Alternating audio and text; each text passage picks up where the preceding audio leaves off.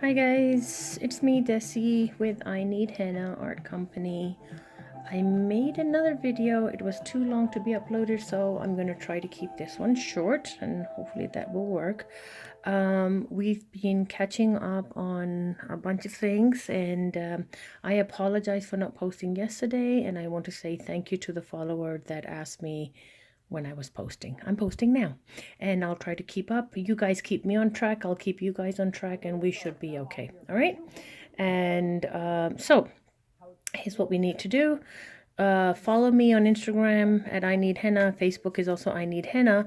Take this email address down, guys. I didn't have it previously, but there is something I'm offering today that you will need to email me to request.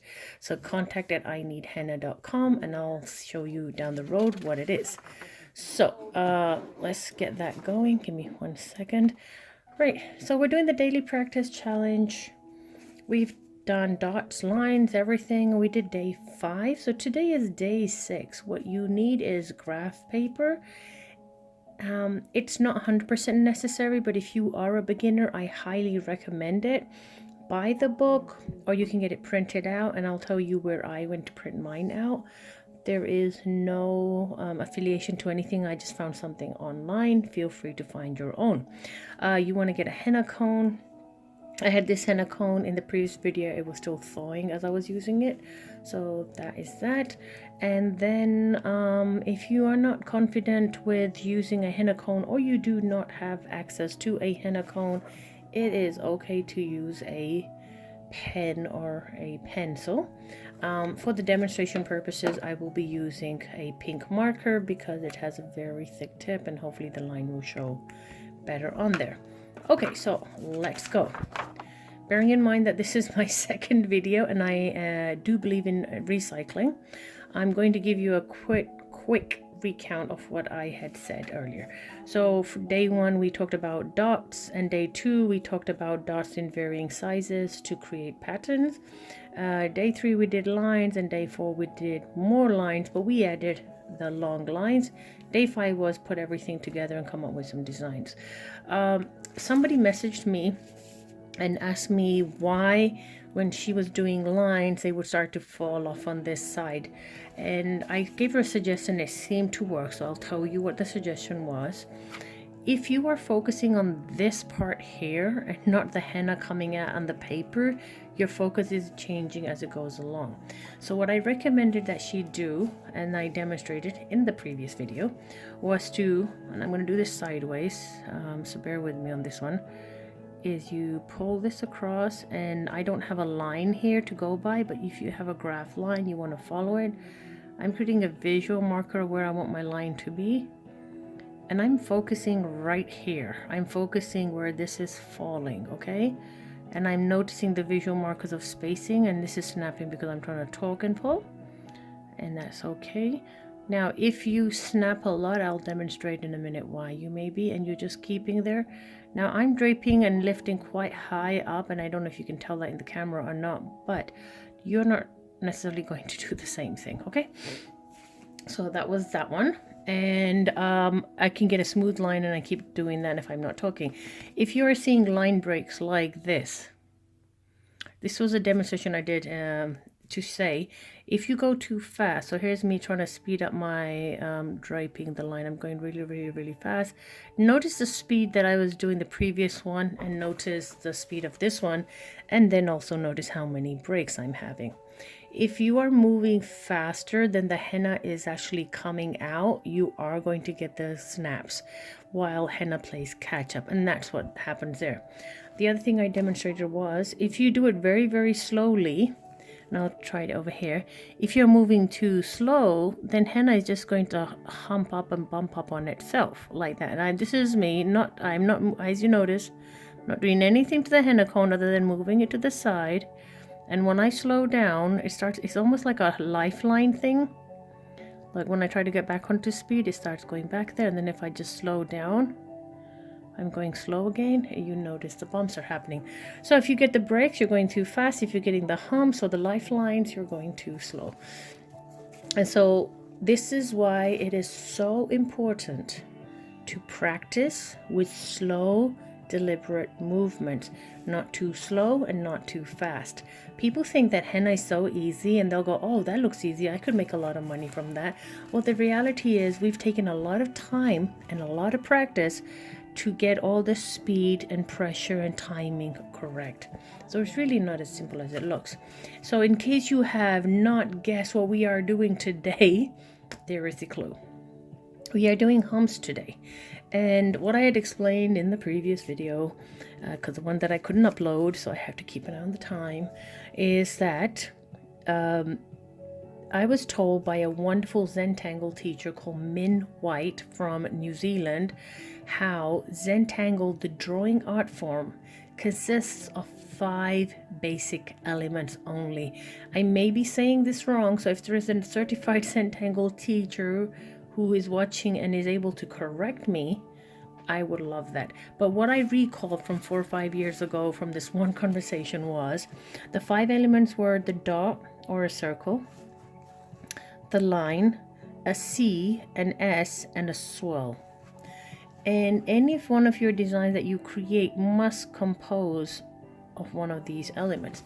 And we look at the humps, and there is your C there.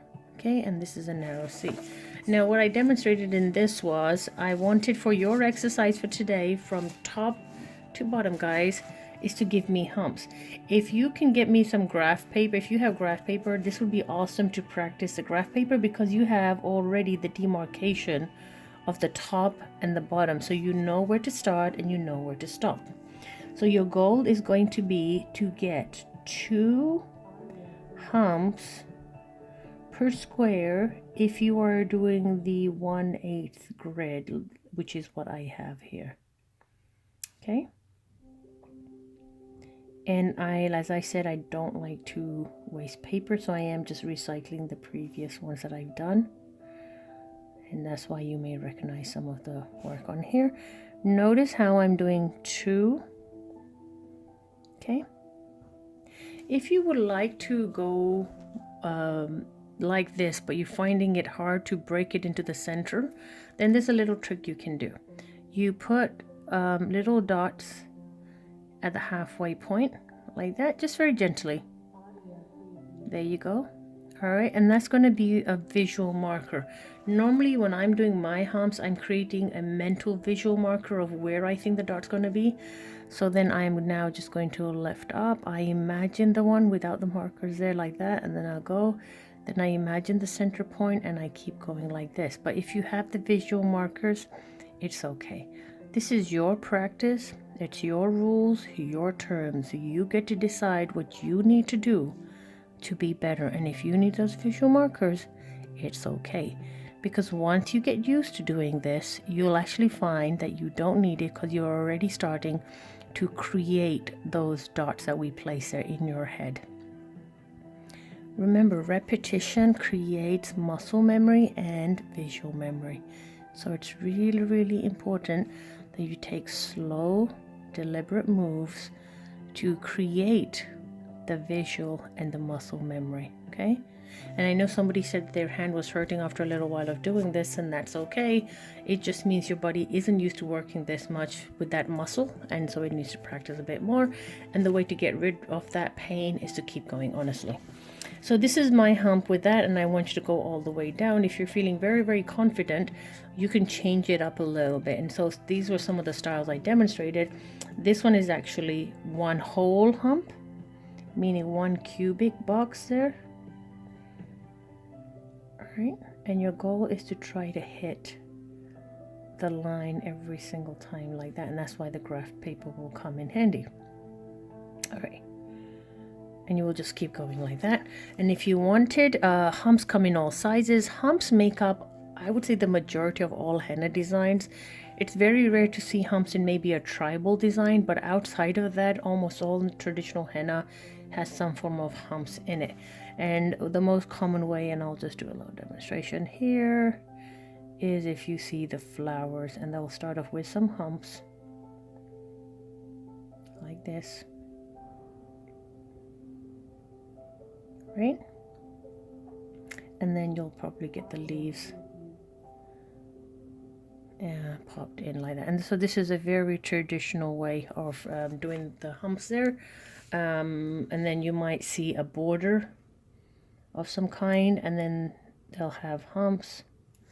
I'm going to slow down because I look like I'm a really bad artist. It's just that I'm trying to rush it, and I'm telling you guys not to do that. So you might see humps like that on a border,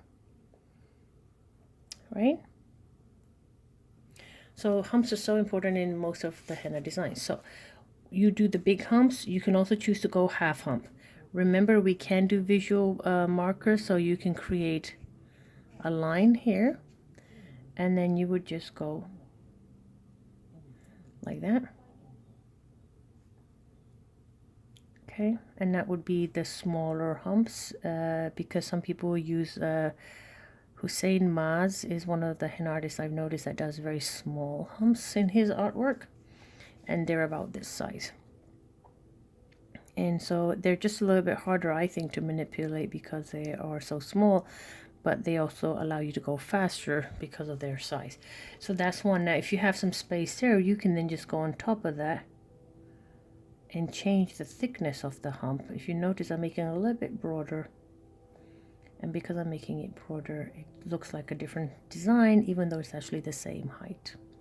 All right, so practice at least one sheet. And this today, I'm going to get strict on you guys because you've had 1 week to relax, and I'm seeing only half pages sometimes.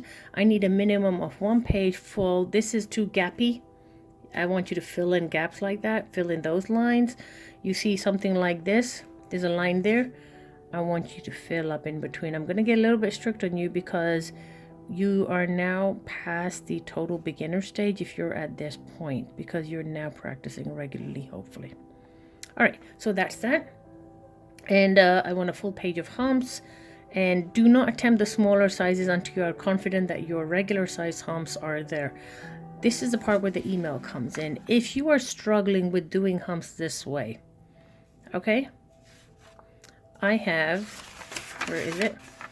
I have a sheet here. Okay, this is the humps that I'm practicing on. If you get these graphs, you're going to have to go bigger and higher and wider and everything. That's what I was saying, 1/8 one, not the 1/4 inch one.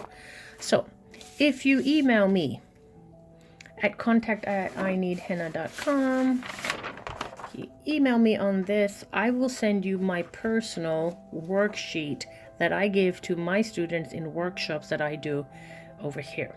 And what this is actually quite hard, but it's actually fun as well. You have to fill in each letter, and this makes you work really, really slowly and very deliberately, because as you can tell, when I was trying to rush it, I was missing the fills completely, and so then I had to slow down, and it takes time to get that. Are my M's clean? No, but then I was just demonstrating and rushing. So you guys want to take your time, and you're going to start, and you are going to try to fill in the M.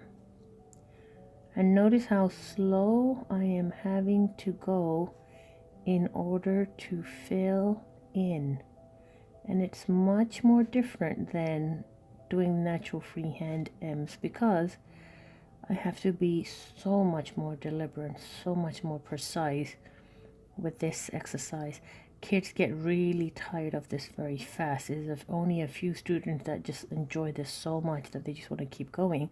Most people are bored by the third line, and that's because they don't want to put the effort in. They want the quick fix of, I want to get done. I want to be making flowers and all the other stuff right now. Well, I'm already tiring.